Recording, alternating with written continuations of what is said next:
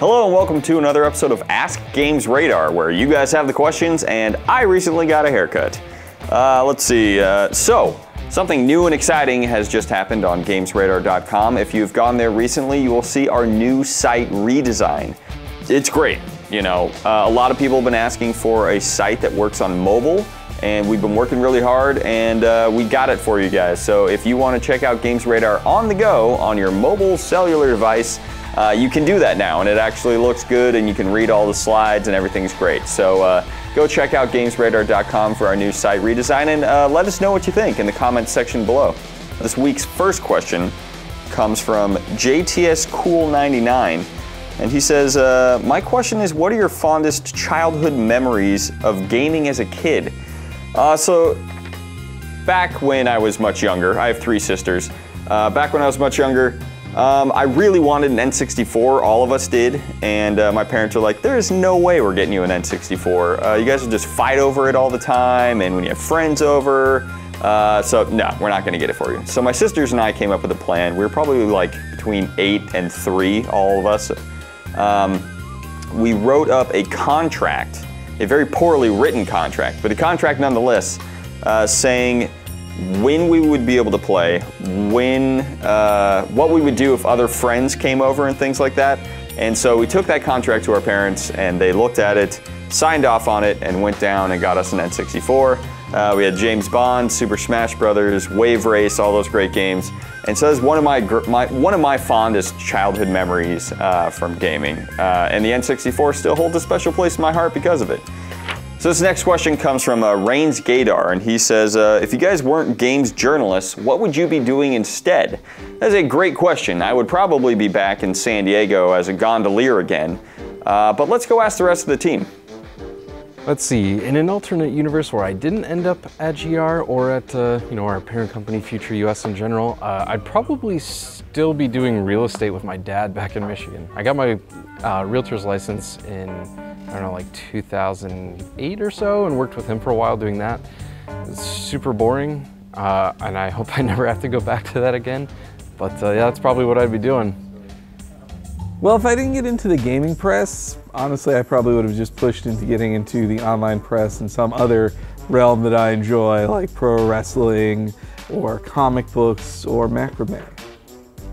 What would I be? I'd like to say that I'd be working, like writing for games or working on games, but I probably don't have the ability to do that. So maybe a teacher, though nobody would trust me to do that either. So I think it'd be pretty cool as a guy that reads manga a lot to be the copy editor on manga, because you get to read it all for free. I mean, what could be better than that?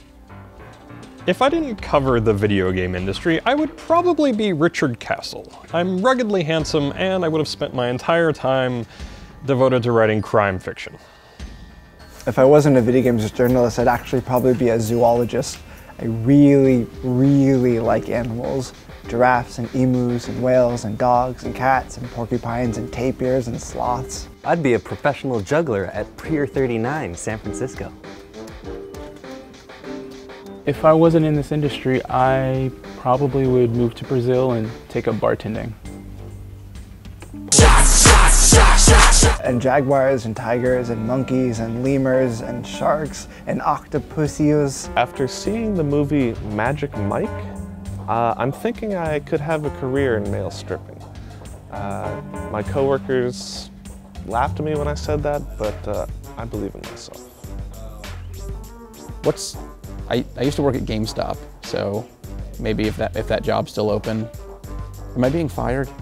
Storks and eagles and falcons and worms and maggots and butterflies and caterpies and weedles. If I wasn't in games journalism, I think I would hone my martial arts skills in Santa Clara Valley and probably teach an after-school martial arts program to the kids. All right, hope that gives you some good insight on what we would be doing if we weren't here working at GR. And let's see, the last question comes from Wade Smit, and he says, will GamesRadar ever have its forums reinstated? If definitely not, I may resort to creating fan forums. So here's the thing, the current terrible news.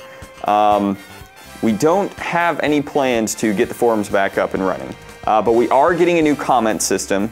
But Wade Smit, if you do get a fan forum going, let me know and I will direct a lot of people there, because I know forums were a very special thing in the past, and you know, we're constantly looking at new things. But let us know in the comment section down below if you guys have any questions that you want answered in next week's Ask GamesRadar.